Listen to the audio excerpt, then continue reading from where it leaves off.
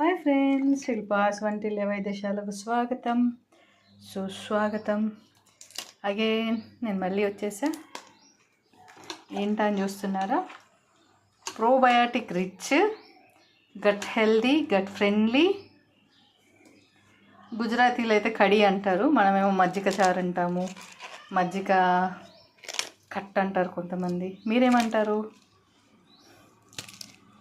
While in a month ఒక్కసారన్నా మనం ఇలాంటి gut healthy, gut friendly foods తినాలి. ఎందుకంటే ఇందులో ప్రోబయాటిక్స్ రిచ్ ఉంటాయి కాబట్టి మన గట్ హెల్త్ ఇంప్రూవ్ అవుతుంది. Always Sundays mostly when I'm working in medical diagnostics కార్డియాలజీలో ఐ ఆల్వేస్ లిజన్ ఏంటంటే హార్ట్ బర్న్స్ ఎందుకు వస్తున్నాయి అంటే సండే బాగా బిర్యానీలు తినేసి దాన్ని బ్యాలెన్స్ చేయడానికి కూల్ డ్రింక్స్ తాగుతారు. సో చూడండి, మన బచ్చలు కూర ఇండియన్ స్పినాచ్ అంటారు కదా. సో దానివల్ల హార్ట్ బర్న్స్ వస్తాయి. కూల్ డ్రింక్స్ ప్లేస్లో ఇన్స్టెడ్ ఆఫ్ మజ్జిగ తాగారంటే బ్యాలెన్స్ అవుతుంది. అండ్ మజ్జిగలో ప్రోబయోటిక్స్ ఉండడం వల్ల డైజెషన్ కూడా ఈజీ అవుతుంది.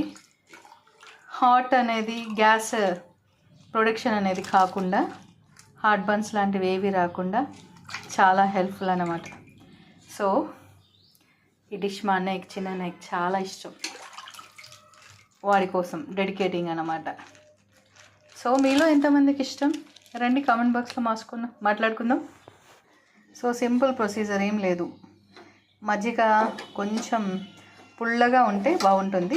అఫ్కోర్స్లీ నేను ప్యాకెట్ వాడాను కాబట్టి పుల్లగా లేదనుకోండి. సో దాంట్లో అల్లము, పచ్చిమిర్చి, వీలైతే సొంటి వేస్తారు వాతం కాకుండా ఉండడానికి. నేను అవి ఏమీ వేయట్లేదు. Just ginger garlic paste, turmeric powder and chilli paste వేసి, సాల్ట్ వేసి, బచ్చల కూర వేసి, దాంట్లో మన రైస్ ఫ్లోర్ని ఇలా కడిగేసి పోసేసి దీన్ని బాగా మిక్స్ చేయాలి. ఇలా మిక్స్ చేసేసి పొయ్యి మీద పెట్టాలి. సో ఇలా 10 to 15 minutes ఇది బాయిల్ అయ్యాక, సో ఫ్రెండ్స్ ఇది పోసాక మనం ఇలా కలుపుతూనే ఉండాలన్నమాట. ఇది ఒక 5 to 10 minutes అలా అయ్యేసరికి బాగా బాయిల్ అవ్వాలి. బాయిల్ అయిన తర్వాత, బాగా ఉడికిన తర్వాత అప్పుడు మనం దీంట్లో పోపు పెట్టుకుంటే మనకు మజ్జిగ చారు రెడీ అవుతుంది. నేను ఫైనల్ ప్రోడక్ట్ చూపిస్తా. బాయ్. మర్చిపోయా, దీంట్లో కరివేపాకు కూడా వేసాను, మెంతుల పొడి కూడా వేస్తే ఇంకా బాగుంటుంది. జీలకర్ర మెంతుల పొడి మనము టెంపరింగ్కి, పోస్ట్కి కూడా వేసుకోవచ్చు.